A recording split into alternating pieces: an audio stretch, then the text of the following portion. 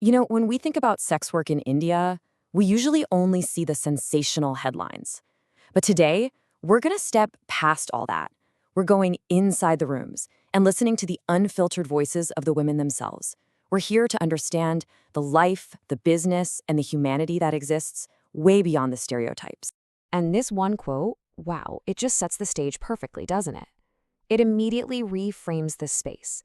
It's not just a place for a transaction, it's a home. A place that's filled with life, with complexity, and with real human stories. All right, so here's how we're going to walk through this. First, we'll step inside the room itself. Then, we'll get into the rules of the work and the person behind the profession. After that, we'll explore how they see their own identity, the systemic battles they're fighting, and we'll end with their dreams for the future. So when you think of a red light area, what comes to mind? The media usually paints this picture of, grime and despair. But as we're about to see, the reality these women build for themselves, well, it's often something completely different. Step inside one of these small wooden rooms, the ones they rent from a landlady, a garwali, and you'll find all the signs of a real home. There are these beautiful plants being cared for, religious idols sitting right next to makeup kits, and often the smell of home-cooked food in the air. This space isn't just an office, it's their sanctuary. So how does that sense of home and ownership translate to the business side of things? Well, there's this common myth that these women have absolutely no control. But the truth? It reveals the surprising amount of agency and, honestly, some serious business savvy. It's the most basic question in any business deal, right? Who sets the price? In a world where we assume they're powerless, who is actually calling the shots? The customer? Someone else? The answer is so clear and powerful. She does. From the very beginning of the interaction, she is the one who controls the negotiation, the price, and the terms of the service. Period. And right here, you see that business sense in action. This isn't someone passively accepting whatever's offered. This is an active negotiation. She's assessing the customer, she's quoting her price, and she's controlling the final deal. It's a masterclass in reading people. And this control, it goes way beyond just the money. They set these incredibly firm personal boundaries. For example, one woman said she never kisses clients. Another has maintained a professional relationship with the same client for 17 years. It all comes down to this guiding principle they follow. Do what feels right for your heart. It's about protecting their personal dignity within their professional life.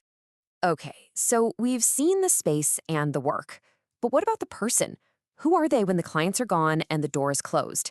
Let's peel back those layers and look at the small, totally relatable details of their day-to-day lives. In the downtime, life is, well, it's surprisingly normal. You can find them sitting together, phones in hand, maybe playing a game of Ludo, or just scrolling through reels on social media, laughing with each other. It's just like anyone else. These moments are such a crucial part of their lives. And the makeup they wear, it's not really about vanity or even just attracting clients. As one woman put it, it's a professional tool. She said that without it, she feels like she'll look sick. So really, it's part of her work uniform, a way to project an image of health and being ready for business. This all leads us to a really, really crucial point: identity. How do they actually see themselves? And how does the language they choose to use challenge the labels that society tries to slap on them? This is all about them reclaiming their own story. They don't use the derogatory terms you often hear. Instead, they refer to themselves as Lengjik Kamgar. And that second word, Kamgar, that's the key. It translates to worker or laborer. By using this term, they are consciously, powerfully framing what they do as legitimate work, just like any other job.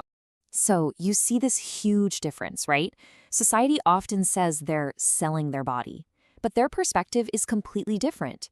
As one woman argued so powerfully, am I cutting off a piece of my body and giving it to them? No, I am providing a service. It's no different, she says, than a shopkeeper providing goods for money. That no matter how strong their sense of self is, they are constantly up against these massive external forces. The biggest hardships they face, they don't come from the work itself, but from systemic stigma, from the police, and from some deeply, deeply flawed policies.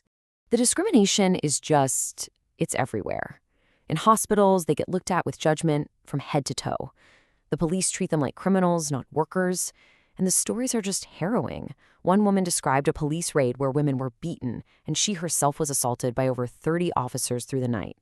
This is the brutal reality when a system refuses to see you as a human being with rights. So you might be thinking, what about the systems that are supposed to help them, the so-called rescue operations? Well, get this. An estimated 70% of women who are forcibly rescued end up returning to sex work. And that's often because they were never asking to be saved in the first place. And when you actually look at the process, you see just how absurd the whole thing is. We're talking about adult women, some in their 40s or 50s, being taken without their consent. They can only be released to a legal guardian. And then they're forced to sign a piece of paper promising to behave well. It's a system that treats them like children and completely strips them of their agency. And yet, after all of that, in the middle of this constant struggle, their focus is so often on the future. Let's shift now to their roles as mothers and as individuals with dreams, because their resilience is truly something remarkable. So many of these women are mothers, and they are working tirelessly to give their kids the education they never got. A lot of them are even open with their children about what they do, framing it simply as the job they do to secure a future for the family. It's all about breaking the cycle. And their ambition isn't just for their children. This quote, it comes from a woman who, after being out of school for 2 decades, went back and passed her 10th grade exams. It just goes to show this is about so much more than survival. It's about personal growth, it's about self-worth. And all of this, it brings us to a final, bigger question that their stories really force us to confront.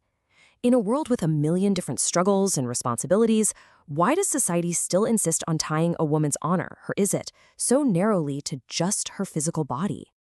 I think the best way to end is to leave you with this. It's an excerpt from a poem written by one of the women. It's this powerful declaration that their lives are defined by so much more than society's narrow ideas.